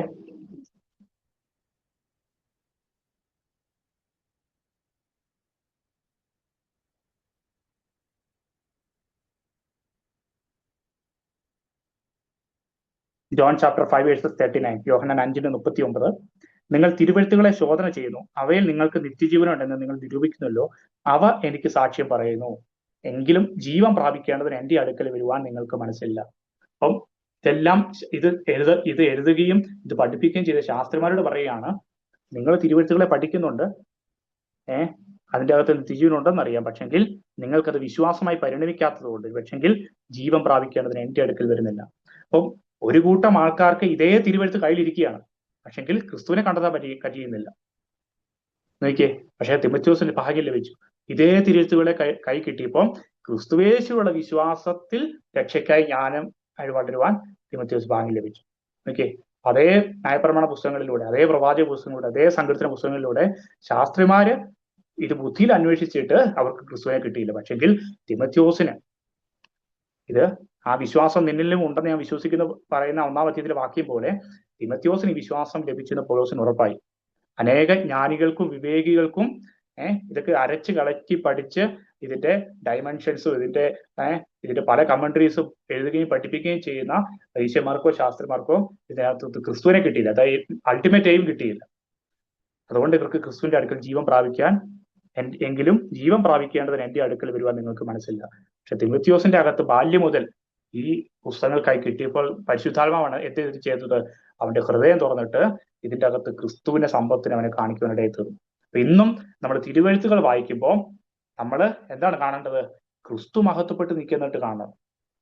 ഇവിടെ നമ്മള് ഇതിന്റെ അകത്ത് കടന്നുപോയി ക്രിസ്താനുരൂപതയിൽ വളരുന്നത് നമ്മൾ കാണണം. അല്ലാതെ നമ്മളെ ഈ ലോകത്തിൽ കംഫർട്ട് ആക്കുന്നതാണ് നമ്മൾ ഈ വചനത്തിലൂടെ കാണുന്നതെങ്കിൽ വി മിസ്ഡ് ക്രൈസ്റ്റ്. പരീക്ഷമാർക്ക് ശാസ്ത്രമാർക്ക് സംഭവിച്ചോളിരിക്കും അല്ലെ? അവരിതെല്ലാം അരച്ചു കളിച്ച് പഠിച്ചിട്ട് ക്രിസ്തുവിനെ മിസ്സായി. അതുകൊണ്ട് അവർക്ക് ഇത് നഷ്ടമായി തീരുവാനിടയത്ത്. ഇന്നും അനേകർ ഈ തിരുവഴുത്തുകളെ ശോധന ചെയ്യുന്ന എന്തിനു വേണ്ടിയാണ്? പല മൾട്ടിപ്പിൾ ഇന്റൻഷൻസോട് കൂടിയാണ്. അവർക്കത് കിട്ടും. പക്ഷെങ്കിൽ നമ്മുടെ കണ്ണ് ദൈവം തുറന്നതുകൊണ്ട് എന്ത് ചെയ്യാണ്? നമുക്ക് ക്രിസ്തുവിനെ കിട്ടും അല്ലെ? അപ്പൊ എന്ത് ഉദ്ദേശത്തോടു കൂടിയാണ് വചനം വായിക്കുന്നത് തന്നെ കാര്യമാണ്. അപ്പം രക്ഷയ്ക്കായി തിരഞ്ഞെടുക്കപ്പെട്ടവർക്ക് എന്താണ് ഉദ്ദേശം? അവർക്ക് എപ്പോഴും ക്രിസ്തുവിനെ കിട്ടത്തക്കവണ്ണം ജീവൻ പ്രാപിക്കാൻ വേണ്ടി അവന്റെ അടുക്കൽ ഓടത്തക്കവണ്ണം ഈ വചനം എന്ന സോഴ്സ് ബാല്യം മുതൽ രക്ഷയുടെ ഇനീഷ്യൽ സ്റ്റേജ് മുതൽ നമ്മുടെ ഗ്രോത്തിന് കാരണമായിക്കൊണ്ടേയിരിക്കും. എന്നിട്ട് പറയുകയാണ് എല്ലാ തിരുവെഴുത്തും ദൈവശ്വാസീയമാകയാൽ. ഈ തിരുവെഴുത്തുകളിൽ എഴുതപ്പെട്ടതെല്ലാം പത്രോസിനോട് ചേർന്ന് ചിന്തിക്കുമ്പോൾ അതൊന്നും മനുഷ്യന്റെ ഇഷ്ടത്താൽ വന്നതല്ല. തിരുവെഴുത്തുകളുടെ പ്രയോജനം ഒന്നും മനുഷ്യന്റെ ഇഷ്ടത്താൽ വന്നതല്ല. പരിശുദ്ധാത്മാ നിയോഗം പ്രാപിച്ചിട്ട് മനുഷ്യൻ സംസാരിച്ചതാണ്. ഒരുപക്ഷെ പൗലോസിന്റെ ഭാഷ ഇതിന്റെ അകത്ത് വന്ന് കാണും. പത്രോസിന്റെ ഭാഷാ ശൈലി ഇതിനകത്ത് എഴുതപ്പെട്ട് കാണും. ശലോമോന്റെ അല്ലെങ്കിൽ പഴയ മോശയുടെ ദാവീദിന്റെ ഒക്കെ ഭാഷാ ശൈലിയും ഒക്കെ ഇതിന്റെ അകത്ത് വന്നു കാണും. അവര് ഇൻസ്പയർഡ് ആയിട്ട് ക്രിസ്തുവിനെ പറ്റി എന്തെല്ലാം പറഞ്ഞിട്ടുണ്ട്. അവര് എന്ത് സംഭവിച്ചത്? അവർ ഇൻസ്പയർഡ് ആയിട്ടാണ് ഇത് എഴുതുന്നത് അല്ലെ? ദൈവശ്വാസീയം. ഇതെല്ലാം ആത്മാവിനാൽ, അല്ലെങ്കിൽ ഈ പത്രോസിനോ പൗലോസിനോ ഇതൊക്കെ എഴുതാൻ പറ്റൂ? ഇതെല്ലാം ദൈവത്തിന്റെ ആത്മാവ് ക്രിസ്തുവിനെ വെളിപ്പെടുത്തി കൊടുത്തതുകൊണ്ട് ഇതെന്ത് ചെയ്യും? ഇതെല്ലാം ദൈവശ്വാസീയമാണ്. ഇതൊരിക്കലും പൗലോസിന്റെ അഭിപ്രായമല്ല. ഇതെല്ലാം ദൈവം പറഞ്ഞിട്ട് എഴുതാൻ പറഞ്ഞ കാര്യങ്ങളാണ്. ദൈവത്തിന്റെ ആത്മാവ് ഇവരെ കൊണ്ടൊക്കെ എഴുതിച്ചതാണ്. അതുകൊണ്ട് ഇതെല്ലാം എന്ത് ചെയ്യും? ഇതിന്റെ റിസൾട്ട് എന്തുണ്ടാക്കും? ഇത് ദൈവശ്വാസീയമായാൽ ജനിച്ച മനുഷ്യന്റെ ശ്വാസം പോലെ ഇത് മാറും. അവനത് ജീവനായിട്ട് മാറും. ഇത് ദൈവത്തിന്റെ മനുഷ്യൻ ഇത് എന്തായിട്ടാണ് മാറുന്നത്? അത് സകല സൽപ്രവൃത്തിയിലേക്ക് അവനെ നയിക്കും. കാരണം അവന് എന്താണ് കിട്ടിയത്? ക്രിസ്തുവിന്റെ ജീവനാ കിട്ടിയത്. മറ്റനേകരും തിരുവെഴുത്തുകളെ വായിച്ചിട്ടും ജീവൻ പ്രാപിക്കാൻ വേണ്ടി ക്രിസ്തുവിന്റെ ഇടയ്ക്ക് പോയിരുന്നു. പക്ഷെ തിമോത്തിയോസ് അല്ലെ, ദൈവത്തിന് മനുഷ്യനായതുകൊണ്ട്, നീയോ ദൈവത്തിന് മനുഷ്യനായുള്ളവേ എന്ന ചോദ്യത്തിന്റെ മുമ്പിൽ എന്ന് വെച്ച പോലെ തിമോത്തിയോസ് ദൈവത്തിന് മനുഷ്യനായതുകൊണ്ട് വചനം അതിന്റെ കറക്റ്റ് ആയിട്ടുള്ള ക്രിയയാണ് അവന് ചെയ്തുകൊണ്ടിരിക്കുന്നത്. എന്താണ്? ജീവൻ പ്രാപിക്കാൻ വേണ്ടി ക്രിസ്തുവിന്റെ അടുക്കിലേക്ക് ഈ വചനം അവനെ നയിച്ചുകൊണ്ടിരിക്കുക. ക്രിസ്തു എന്ന വചനത്തിൽ റൂട്ടഡ് ആകുക. ക്രിസ്തു എന്ന വചനത്തെ നമ്മൾ ശ്വസിക്കുന്ന ശ്വാസം പോലെ എന്ത് ചെയ്യാണ്? അതിൽ ഉറയ്ക്കുവാൻ സഹായിക്കും. അപ്പൊ ഈ വചനം എന്ത് ചെയ്യും? അവനെ സകല സൽപ്രവൃത്തിയിലേക്കും വക പ്രാപിച്ച് തികഞ്ഞവനാക്കുവാനുള്ള വളർച്ചയിലേക്ക് വരുത്തും. അപ്പൊ 13-ാം വാക്യത്തിൽ ദോഷത്തിൽ മുതിർന്നു വരുന്ന ഒരു കൂട്ടരുടെ വളർച്ചയും ഇവിടെ വചനത്തിലൂടെ സകല സൽപ്രവൃത്തിക്കും വക പ്രാപിച്ച് തികഞ്ഞവനായിരിക്കുന്ന ഒരു വളർച്ചയും. ഈ രണ്ട് വളർച്ചകളെയാണ് പൗലോസ് ഇവിടെ എടുത്തു കാണിക്കുന്നത്. അതൊരു മജോറിറ്റി കൂട്ടമാണ്. അവരെ പറ്റി പറയുന്നുണ്ട് അല്ലെ? അവർക്ക് ജഡത്തിൽ ജനിച്ചതായതുകൊണ്ട് ഇന്നെന്ത് ചെയ്യും? ഒരു പൂ പെട്ടെന്ന് വളരുന്നത് പോലെ ഇപ്പൊ വളരെ ഫാസ്റ്റ് ആയിട്ട് ആക്സലറേഷൻ ആയിട്ട് ആ ദോഷത്തിന്മേൽ ദോഷത്തിൽ വളരെ ഫാസ്റ്റ് ആയിട്ട് വളർന്നുകൊണ്ടിരിക്കും. ശരി, അതൊരിക്കലും അവസാനിക്കും. കെടാൻ പോകുന്ന തീ ഒരാളി കത്തുന്ന പോലൊരു വളർച്ചയാണ് അവരിപ്പോഴും സംഭവിച്ചുകൊണ്ടിരിക്കുന്നത്. പക്ഷേ നമ്മുടെ അകത്ത് ലഭിച്ച ജനനം എന്താണ്? അത് എന്നേക്കും നിലനിൽക്കുന്ന ആയതുകൊണ്ട് ഇതെന്ത് ചെയ്യണം? ആ വചനം എന്നേക്കും നിലനിൽക്കുന്നുണ്ട്. വചനത്താൽ ജനിച്ച ജനനം എന്ത് ചെയ്യണം? നമ്മളെ സകല സൽപ്രവൃത്തിക്കും വക പ്രാപിച്ചിട്ട് തികഞ്ഞവനാക്കുകയും. അപ്പം നമുക്ക് മുന്നൊരുക്കിയ സൽപ്രവൃത്തികളുണ്ട്, അതിലേക്കാണ് നമ്മൾ വളരുന്നത്. അവിടെയാണ് ക്രിസ്ത്യാനിരൂപത കിടക്കുന്നത്. അപ്പൊ നമുക്ക് മുന്നൊരുക്കുന്ന സൽപ്രവൃത്തികളിൽ വളർച്ചയ്ക്ക് എന്താണ് ചെയ്യേണ്ടത്? ഈ വചനം പഠിച്ച് അതിന്റെ എക്സസൈസുകളിലൂടെ കടന്നു പോവുക. ഈ വചനത്തിൽ റൂട്ട് ചെയ്യുക. ഈ വചനം പഠിക്കുമ്പോൾ അതിന്റെ എക്സസൈസുകൾ, അതിൽ നിശ്ചയം പ്രാപിക്കാനുള്ള എക്സസൈസുകൾ ജീവിതത്തിൽ ദൈവം തന്നുകൊണ്ടിരിക്കും അല്ലെ? അവിടെയാണ് നമ്മൾ വിശ്വാസത്തിലാണോ നമ്മൾ ഇരിക്കുന്നതൊക്കെ പരിശോധന ചെയ്യാനും നമ്മുടെ ഗ്രോത്തിനെ ഒന്ന് കറക്റ്റ് ചെയ്യാനും നമ്മളെ എൻകറേജ് ചെയ്യാനും എല്ലാം ഈ വചനത്തിന്റെ അകത്തുണ്ട്. അപ്പം ആ എക്സസൈസുകളിലേക്ക് പോകുമ്പോഴാണ് നമ്മുടെ നീതിയുടെ അഭ്യാസനം ഉണ്ടാകുന്നത്. അപ്പം ആ വളർച്ചയ്ക്കനുസരിച്ച് ദൈവം വചനത്തിന്റെ കട്ടിയും കൂട്ടിത്തരും. കട്ടിയായിട്ടുള്ള ആഹാരവും നമുക്ക് തന്നുകൊണ്ടിരിക്കും. പരിജ്ഞാനത്തിന്റെ വചനത്തിലേക്ക് ദൈവം നയിച്ചുകൊണ്ടിരിക്കും. അപ്പൊ എന്ത് ചെയ്യും? ചെറിയ ചെറിയ സൽപ്രവൃത്തികൾ മാത്രമല്ല, സകല സൽപ്രവൃത്തികളും ക്രിസ്ത്യാനുരൂപതയിലുള്ള ഏറ്റവും തികവുള്ള, പക്വത ആയിട്ടുള്ള ഒരു മച്ചുവേർഡ് ഗ്രോത്തിലേക്ക് ആ കുഞ്ഞിന്റെ ശൈശാവസ്ഥയിൽ നിന്നും ഡെയിലി ബൈ ഡെയിലി എന്ത് ചെയ്യണം, ആ മച്ചുവേർഡ് ഗ്രോത്തിലേക്ക് ഈ ദൈവവചനത്തിൽ വളർത്താൻ നമുക്ക് കഴിയും. അപ്പൊ ദൈവവചനത്തിന്റെ എക്സസൈസ് നമ്മുടെ ജീവിതത്തിന്റെ അവസാനം വരെ ദൈവം അനുവദിച്ചിട്ടുണ്ട്. അതുകൊണ്ടല്ലേ ഞാൻ പോലും ചിന്തിച്ചില്ല ഈ അധ്യായങ്ങളിൽ ഇത്ര ആഴമായ സത്യങ്ങൾ കിടക്കുന്നത്. ഇപ്പൊ ഒരുപക്ഷെ നാളുകളിൽ വേറൊരു വ്യക്തി പഠിപ്പിക്കുമ്പോൾ ഇതിന്റെ അടുത്ത അഭ്യസനത്തിൽ തലങ്ങൾ ദൈവത്തിന്റെ ആത്മാവ് വെളിപ്പെടുത്തി തരും. കാരണം വളർച്ച അങ്ങനെയാണ്. കാരണം കടല് പോലെ ഇതിന്റെ അകത്ത് സമ്പത്തുകൾ കിടക്കുകയാണ്, അല്ലെ? ആ സമ്പത്തുകളിലേക്ക് അപ്പം നമുക്ക് ഇത്രയും വളർച്ച ആയതുകൊണ്ട് അതിനനുസരിച്ചുള്ള ആഹാരമാണ് തന്നുകൊണ്ടിരിക്കുന്നത്, അല്ലെ? നമുക്ക് അടുത്തൊരു പക്വത ഭാവിച്ചു കഴിയുമ്പം ഇതേ വാക്യങ്ങളിൽ കൂടെ തന്നെ കുറച്ചുകൂടെ കട്ടിയായിട്ടുള്ള ആഹാരം ദൈവത്തിന്റെ ആത്മാവ് നമുക്ക് തിരുവനടയത്തും. അത് മറ്റൊരു വ്യക്തി സംസാരിക്കുമ്പോൾ ആയിരിക്കും അത് സംഭവിക്കുന്നത്, അല്ലെങ്കിൽ നമ്മുടെ ധ്യാനത്തിലായിരിക്കും അത് നമുക്ക് സംഭവിക്കുന്നത്. അപ്പം എന്ത് ചെയ്യാണ്, വചനത്തിന്റെ ശക്തി എന്താണ്, അതിന്റെ ക്രിസ്ത്യാനുരൂപതയിലേക്ക്, ആ ജീവൻ പ്രാപിക്കാനുള്ള ആ ഒരു തലത്തിലേക്ക് നമ്മളെ വളർത്താൻ ഇതിന് വഴി. കാരണം അതിനാലാണ് നമ്മൾ ജനിച്ചത്. എന്റെ പേരൻസ് ആണ് എന്നെ ജനിപ്പിച്ചത്. കാരണം തോന്നുന്നു അതുകൊണ്ട് അവർക്കാണ് എന്നെ വളർത്താനുള്ള ഉത്തരവാദിത്വം. അതുകൊണ്ട് അവരെന്തും സഹിച്ചെന്ത് ചെയ്തു, എനിക്ക് ഫുഡ് ഉണ്ടാക്കി, അല്ലെങ്കിൽ എന്റെ ഫുഡിന് വേണ്ടി കാര്യങ്ങളെല്ലാം അവർ ചെയ്തു. എന്ന് വെച്ചാൽ ദൈവവചനത്താലാണ് നമ്മൾ ജനിച്ചത് കൊണ്ട് ദൈവവചനത്തിന്റെ റെസ്പോൺസിബിലിറ്റിയാണ് നമ്മളെ വളർത്തുക എന്നുള്ളത്. അപ്പം ആര് നമ്മളെ ജനിപ്പിച്ചോ അവരുടെ റെസ്പോൺസിബിലിറ്റിയാണ് ജനിപ്പിച്ച ആ വ്യക്തി വളർത്തുക എന്നുള്ളത്. അപ്പൊ വീണ്ടും ജനനം പ്രാപിച്ച വ്യക്തികൾ ഓരോരുത്തരും കെടാത്ത ബീജത്താൽ വചനത്താൽ ജനിച്ചത് കൊണ്ട് ദൈവവചനത്തിന്റെ റെസ്പോൺസിബിലിറ്റിയാണ് ആ ജനിച്ച ആത്മാവിനെ ആ സകല സൽപ്രവൃത്തിയിലേക്കുള്ള വക പ്രാപിച്ചുള്ള വളർച്ച എത്തിക്കുക എന്നുള്ളത്. അപ്പൊ ഇതൊരു തുടങ്ങിയെങ്കിൽ ഇത് നിവർത്തിച്ചിരിക്കും. നിവർത്തിക്കാൻ കഴിയാത്തൊരു കാര്യം ഇത് തുടങ്ങിയിട്ടില്ല. വചനം ഒരു കാര്യം നമ്മൾ തുടങ്ങിയില്ല, അത് നിവർത്തിച്ചിരിക്കും. അത് നിവർത്തിക്കാൻ കഴിയാത്തൊരു ജനനം നമുക്ക് വചനം തന്നിട്ടില്ല. നമുക്ക് ജനനം തന്നെങ്കിൽ അവിടെ ആ സൽപ്രവൃത്തിയിൽ വക പ്രാപിച്ച് പെർഫെക്റ്റ് ആയിട്ടുള്ള തികഞ്ഞവൻ എന്നുള്ള പദവിയിലേക്ക് നമ്മൾ എത്തിച്ചിരിക്കും, അല്ലെ? അവിടെയാണ് നമുക്ക് ദൈവഹിതം സംബന്ധിച്ച് പൂർണ്ണ നിശ്ചയം കിട്ടുന്നത്. അല്ലെ? എപ്പഫ്രാസിന്റെ പ്രാർത്ഥന പോലെ, അല്ലെ? ഡെയിലി ഗ്രോത്തിലാണ് പ്രാണനിൽ നിന്നുള്ള ഏത്, ആത്മാവിൽ നിന്നുള്ള ഏതും തിരിച്ചറിയുന്ന ആ ഒരു, അല്ലെ? എബ്രാഹിം 4:12 ചേർത്ത് വായിക്കുകയും ആ വചനത്തിൽ എന്താ ചെയ്യുന്നത്, അത് ഇരുവായിട്ടുള്ള വാളായിട്ട് വന്നിട്ട് എന്താ ചെയ്യുന്നത്, ആ വിവേചനത്തിന്റെ വളർച്ച, അല്ലെ? തെറ്റേത് ശരിയെന്ന ഒരു കുഞ്ഞ് വളർന്നു വരുമ്പോൾ മനസ്സിലാക്കുന്ന പോലെ ആ ക്രിസ്ത്യാനുരൂപതയിലുള്ളത് ഏത്, പ്രാണനിലുള്ളത് ഏത് തിരിച്ചറിഞ്ഞ് ക്രിസ്ത്യാനുരൂപതയിലുള്ള നീതിയുടെ അഭ്യസനത്തിലേക്ക്, അതിലേക്ക് ഫോക്കസ് ചെയ്യുവാൻ ദൈവത്തിന്റെ വചനം നമ്മളെ സഹായിക്കുന്നുണ്ട്. അപ്പൊ ആ വചനം ചെയ്യുന്ന പ്രവൃത്തി നോക്കി, നമ്മളെ ജനിപ്പിച്ചു, നമ്മളെ വളർത്തുകയും കൂടെ ചെയ്യുകയാണ്. ഇനി അതേ കാര്യം എന്ത് ചെയ്യണം, ഉപദേശത്തിനും ശാസനത്തിനും തിരുത്തലിനും. അപ്പൊ വചനത്തിന്റെ ശാസനം നമുക്ക് കിട്ടിയിട്ടുണ്ടോ? ആ വചനത്തിന്റെ ശാസനം കിട്ടുന്നവർക്കായി സ്തോത്രം ചെയ്യും. നമ്മൾ ശരിക്കും ഒരു അപ്പൻ മകനെ ശാസിക്കുന്നവർ നമ്മൾ ശാസിക്കുന്നുണ്ട്, തിരുത്തുന്നുണ്ട്, നമ്മളെ കറക്റ്റ് ചെയ്യുന്നുണ്ട്. കാരണം ഇങ്ങനെയുള്ള വാണിങ്ങുകൾ ഒഴിഞ്ഞിരിക്കാൻ പറയുന്നത് അത് തിരുത്തലാണ്. അവരെ വിട്ടുമാറാൻ പറയുന്നത് അത് തിരുത്തലാണ്, അല്ലെ? ഉപദേശം എന്താണ് ഉപദേശം? ആ പത്യോപദേശത്തിന്റെ വചനം, അല്ലെ?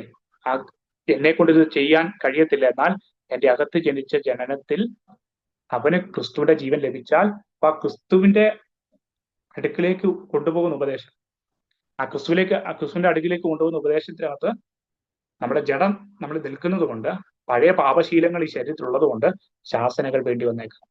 ഈ വചനം നമ്മളെ എന്ത് ചെയ്യും, ശാസിക്കും, നമ്മളെ തിരുത്തും. നീതിയിലുള്ള പരിശീലനം, ആ എക്സസൈസ് എന്ത് ചെയ്യും, നമ്മളെ കൊണ്ട് ചെയ്തെടുത്തുകൊണ്ടേയിരിക്കും. അപ്പം ഈ രണ്ട് വളർച്ച തമ്മിലുള്ള ഡിഫറൻസ് ആണ് 3-ാം അധ്യായത്തിന്റെ ഒരു ആകത്തുക എന്ന് പറയുന്നത്. അപ്പം ആദ്യത്തെ കുറെ വാക്യങ്ങളിൽ മറ്റവരെങ്ങനെ വളരുന്നു, അവര് ദോഷത്തിന് മുതൽ വരുന്നു. അവർക്ക് ചിലപ്പോൾ പ്രസന്റ് ചെയ്യാൻ ഭക്തി കാണുമായിരിക്കും, പക്ഷെ ശക്തിയില്ല. പക്ഷെ നമുക്ക് എന്ത് ചെയ്യണം, നമുക്ക് ഈ ശക്തി തന്നെ കിട്ടണം. ഈ ശക്തി എവിടുന്ന് കിട്ടും? ഈ വചനമാകുന്ന സോഴ്സിൽ നിന്നേ കിട്ടത്തുള്ളൂ. അപ്പം അവർക്ക് ശക്തി ഇല്ലാത്തത് കൊണ്ടാണ് ഭക്തിയുടെ വേഷം ധരിക്കേണ്ടി വരും. നമുക്ക് അതുകൊണ്ട് എന്ത് ചെയ്യും, അവരുടെ ദോഷം മുതിർന്നു വന്നിട്ട് അവർക്ക് ലഭിച്ച ജഡത്തിലുള്ള ജനനമേ ഉള്ളൂ, വചനത്താൽ ജനനം ഉണ്ടായിട്ടില്ല. അതുകൊണ്ട് അവർ ജഡത്തിൽ അവർ വളർന്നുകൊണ്ടേയിരിക്കും, അവർക്ക് അതിൽ മുതിർന്നു വന്നുകൊണ്ടേയിരിക്കും. പക്ഷെ അവര് വഞ്ചിക്കപ്പെടുകയാണ് ചെയ്യുന്നത്. അവര് അങ്ങോട്ടും ഇങ്ങോട്ട് വഞ്ചിക്കപ്പെടുകയും ചെയ്യുക. പക്ഷെ നീയോ തിമോഥെയോസേ, നിനക്ക് ലഭിച്ച ദൈവജ്ഞാനം, നീ ദൈവത്തിന്റെ മനുഷ്യനായതുകൊണ്ട്, നിന്റെ അകത്ത് വചനത്താൽ ജനനം സംഭവിച്ചതുകൊണ്ട് ആ ജനനത്തിന് വളർച്ച ഉണ്ടായേ തീരും. അത് പൗലോസ് അവനെ റീഡയറക്ട് ചെയ്യാണ്. Go back to the word, go back to the root. ഈ പത്യോപദേശത്തിൽ ഉറച്ചു നിൽക്കാൻ ഈ തിരുവെഴുത്തുകൾ, അത് പഴയ നിയമമാണെങ്കിലും പുതിയ നിയമമാണെങ്കിലും പ്രവാചക പുസ്തകമോ ന്യായപ്രമാണ പുസ്തകമോ സങ്കീർത്തനമോ ഏതാണെങ്കിലും ക്രിസ്തുവിനെ കുറിച്ചുള്ള ജ്ഞാനം എനിക്ക് ലഭിക്കത്തക്കവണ്ണം ആത്മാവ് നമ്മളെ ഗൈഡ് ചെയ്തിരിക്കുന്നു. എങ്കിൽ നമ്മൾ എന്ത് ചെയ്യും, സകല സൽപ്രവൃത്തിയും വക പ്രാപിച്ചിട്ട് കഴിഞ്ഞവരാണ്. അവിടെ നമുക്ക് തിരുത്തലിനും ശാസനത്തിനും പരിശീലനത്തിനും പ്രയോജനമുള്ളതാകുന്നു. അപ്പൊ ഈ വചനം ദൈവം നമുക്ക് തന്നതിന് നമുക്ക് ദൈവത്തിന് സ്തോത്രം ചെയ്യാം. ആ വചനം നമുക്ക് ലഭിച്ചതുകൊണ്ട് നമ്മുടെ അകത്ത് ജനിക്കപ്പെട്ട ആ മനുഷ്യന് വളർച്ചയും ഉണ്ടാകും. ആ വളർച്ച ഉണ്ടായേ മതിയാകൂ. കാരണം ജനിപ്പിച്ച വചനം അതിന്റെ റെസ്പോൺസിബിലിറ്റി ഏറ്റെടുത്ത് കഴിഞ്ഞു. ഓക്കെ, അത് ക്രിസ്തുവിന്റെ ജീവനിലേക്ക് നമ്മളെ ഓടിക്കും. ഓക്കെ, എന്നാൽ മറ്റനേകർക്കും ജ്ഞാനികൾക്കും വിവേകികൾക്കും ജീവൻ പ്രാപിക്കാൻ വേണ്ടി തോന്നിയിരുന്നു. അവരിതെല്ലാം തിരുവെഴുത്തുകളെല്ലാം ശോധന ചെയ്യുന്നുണ്ടായി. നിത്യജീവൻ ഉണ്ടെന്നും ഇല്ലാത്ത അറിയാതെ, എങ്കിൽ അവർക്ക് ക്രിസ്തുവിനെ മിസ്സായി. ജീവൻ പ്രാപിപ്പാൻ എന്റെ അടുക്കൽ വരുവാൻ അവർക്ക് മനസ്സിലായി. ജോൺ 5:40. എന്നാൽ നമുക്ക് എന്ത് ചെയ്തു? ക്രിസ്തുവിനെ പറ്റിയുള്ള ജ്ഞാനത്തിലേക്ക്, ആ രക്ഷാകരമായ ജ്ഞാനത്തിലേക്ക് ഓടിയെടുക്കുവാൻ, ആ ജീവനെ പ്രാപിക്കുവാൻ ഈ വചനം നമ്മുടെ ഡയറക്റ്റീവിനിടെ എത്തും. അപ്പോൾ വചനം കയ്യിലുണ്ടോ എന്നുള്ളതല്ല ചോദ്യം. ഈ വചനം എന്നെ എങ്ങോട്ട് നയിക്കുന്നു എന്നാണ് ചോദ്യം. അപ്പം ദൈവത്തിന് മനുഷ്യരാകുവാൻ തന്നെ നമുക്ക് ഭാഗ്യം ലഭിച്ച സ്തോത്രം ചെയ്യാം. ഈ വചനങ്ങളെ കർത്താവ് നമ്മളെ അനുഗ്രഹിക്കട്ടാണ്. നമ്മൾ 3-ാം അധ്യായം അവസാനിച്ച് ഇനി ഒരു ലാസ്റ്റ് ചാപ്റ്ററോടെ ഉള്ളൂ. പൗലോസ് എഴുതിയ അവസാനത്തെ ചാപ്റ്റർ. നമുക്ക് അടുത്ത ദിവസങ്ങളിൽ ദൈവം അനുവദിച്ച് ചിന്തിക്കാം. സ്തോത്രം.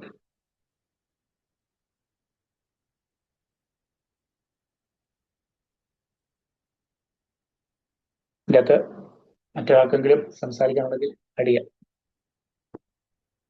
ദൈവത്തിന് മഹത്വം.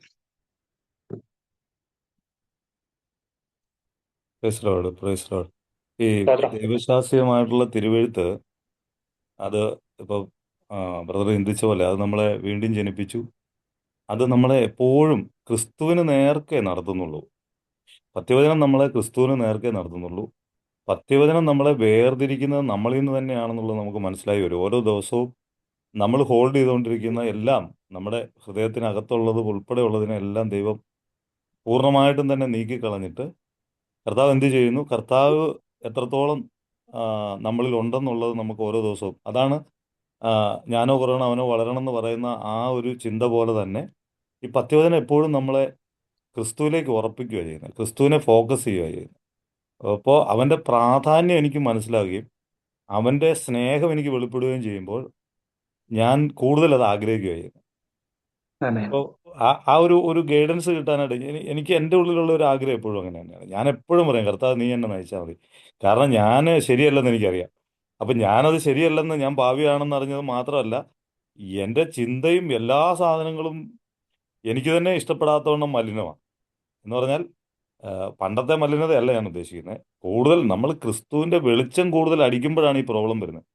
ക്രിസ്തു നമുക്ക് കൂടുതൽ വെളിപ്പെട്ട് വരികയും നമ്മൾ ആ ലൈം ലൈറ്റിൽ നിൽക്കുകയും ചെയ്യുമ്പോൾ നമുക്ക് ഓരോ ദിവസവും നമ്മളിലുള്ള കുറവുകൾ ദൈവം വെളിപ്പെടുത്തി തരുന്നതോടൊപ്പം തന്നെ ക്രിസ്തുവിനോട് അടുത്ത് ചെല്ലാനായിട്ടുള്ള ധൈര്യം വർദ്ധിക്കുന്നു. അതോടൊപ്പം തന്നെ നമുക്ക് നേരത്തെ പറഞ്ഞ പോലെ തന്നെ ആത്മാവിൻ്റെയും പ്രാണൻ്റെയും എല്ലാം വചനം നമുക്ക് വിവേചിച്ച് തരിക. അപ്പോൾ ഇത് ശാസനത്തിനും ഗുണീകരണത്തിനുമായിട്ട് നമുക്ക് ഭവിക്കുന്നു. അപ്പോൾ എങ്ങോട്ടാണ് നമ്മളെ കൊണ്ടുവരുന്നത്? ക്രിസ്തുവിൽ കൂടുതൽ തെളിച്ചമുള്ളവരാകുക. ക്രിസ്തുവിനെ കൂടുതൽ തെളിഞ്ഞു വരുമ്പോഴാണ്, ക്രിസ്തു നമ്മൾ കൂടുതൽ തെളിയുമ്പോഴാണ് നമുക്ക് എന്തായി വരുന്നത്? ഇതെല്ലാം അവന് പ്രയോജനപ്രദമായ നീതിയുടെ അഭ്യാസമായി മാറുന്നത്. നീതിയുടെ അഭ്യാസം എന്ന് പറഞ്ഞാൽ എന്താണ്? നമ്മുടെ നീതിയിലല്ല നമ്മൾ അന്ന് നമുക്ക് മനസ്സിലായി, പിടുത്തം വിട്ടു.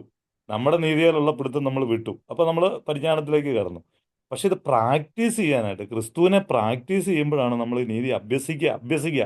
ആ ട്രിപ്പീസ് കളിക്കുന്ന പോലെ നോക്കി നമ്മളത് ഇപ്പം ഈ നമ്മുടെ പയ്യനൊക്കെ ഇപ്പം നിൽക്കുന്ന ഇപ്പം ഫ്ലിപ്പ് അടിക്കുവാൻ. പക്ഷെ ഞാൻ ഈ പ്രായത്തിൽ നോക്കി എനിക്കത് പറ്റിയല്ല.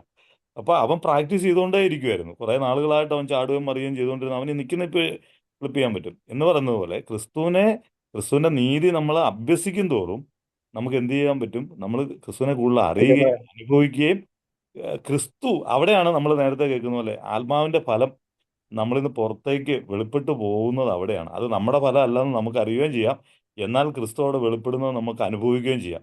അപ്പോൾ അവിടെ ക്രിസ്തുവിനെ അനുഭവിക്കുന്ന ഒരു ലാഭം നമ്മൾ അനുഭവിക്കുകയാണ്. ശരിക്കും പറഞ്ഞാൽ അതാണ് ഇതിനകത്തുള്ള നമ്മൾ ഇതിനാണ് ദൈവം നമ്മളെ പഠിപ്പിക്കുന്നത്. നീതിയുടെ അഭ്യാസം എന്ന് പറയുന്നത് ക്രിസ്തു എങ്ങനെ പ്രവർത്തിക്കുന്നു എന്നുള്ളത് നമ്മൾ മനസ്സിലാക്കുക.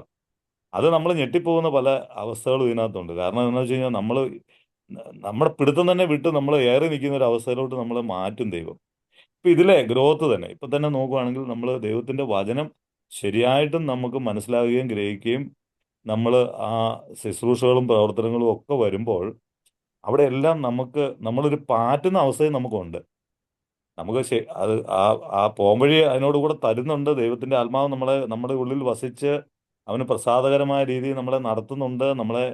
അതെല്ലാം നടക്കുമ്പോൾ തന്നെ നമ്മളിൽ നിന്ന് പല കാര്യങ്ങളും ദൈവം ഏറ്റിപ്പെറുക്കി ദൂരെ കളയും. അതായത് നമ്മൾ അറിയാതെ ഹോൾഡ് ചെയ്തിരിക്കുന്ന പല കാര്യങ്ങളുണ്ട്.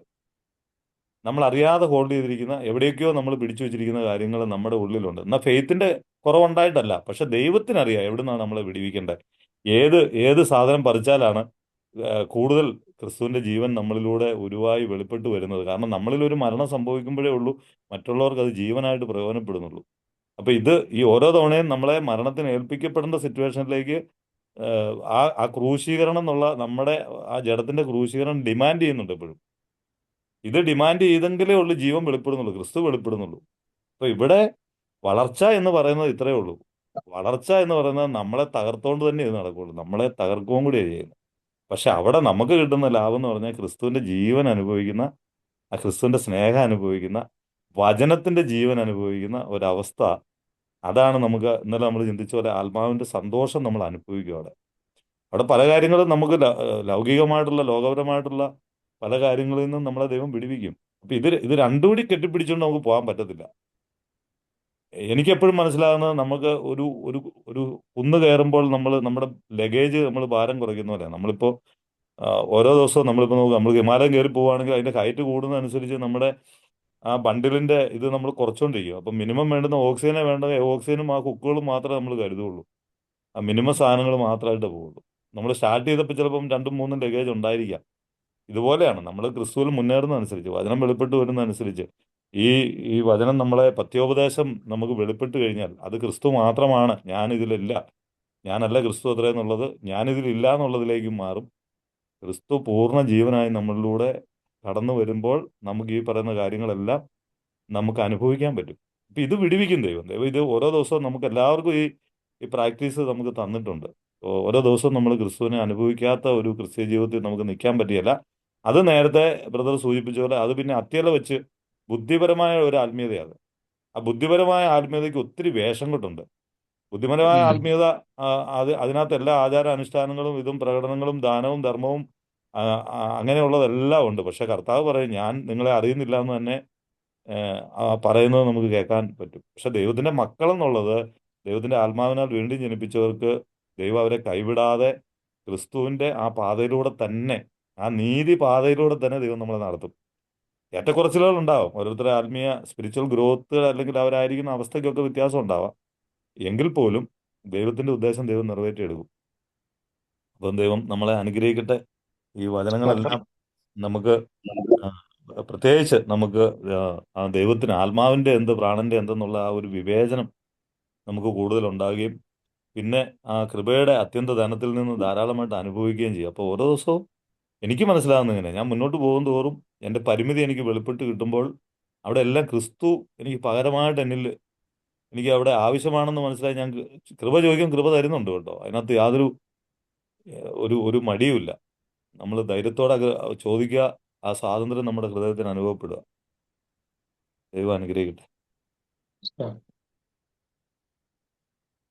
മറ്റാരെങ്കിലും സംസാരിക്കുന്നുണ്ടോ?